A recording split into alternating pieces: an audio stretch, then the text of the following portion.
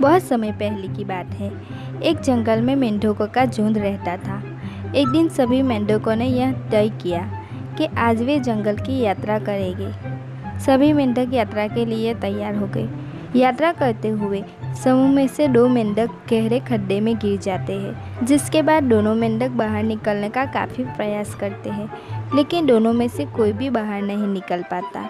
यह सब देखकर गड्ढे के बाहर उन दोनों मेंढकों के साथी तेज आवाज़ में चिल्ला रही थी और आपस में बातें करते हुए बोल रही थी कि तुम्हारी कोशिश बेकार है।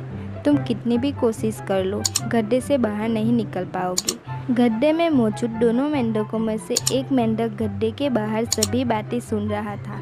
यह बातें सुनकर गड्ढे में मौजूद मेंढक बहुत निराश हुआ और गड्ढे से बाहर निकलने का प्रयास छोड़ दिया और निराश होकर अपने प्राण त्याग दिए।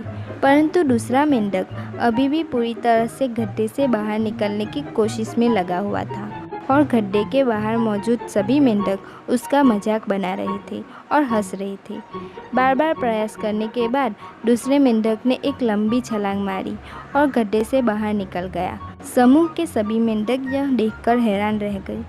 जब सबने पूछा कि उसने ये कैसे किया, तो उसने जवाब दिया, वह बहरा है और वह बाहर निकलने की कोशिश कर रहा था क्योंकि उसे लग रहा था कि सभी मेंढक उसे उत्साहित करने के लिए उछल रहे हैं।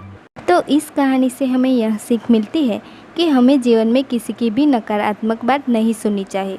दूसरों की नकारात्मक बात में ध्यान देने के बजाय अगर हम सकारात्मक सोच के साथ प्रयास करते हैं तो अपने कार्य में सफल हो सकते हैं। कहानी पसंद आई हो तो लाइक, शेयर और सब्सक्राइब जरूर से कर लीजिएगा। मैं मिलती हूँ आपको अगली कहानी में। तब तक के लिए बाय बाय।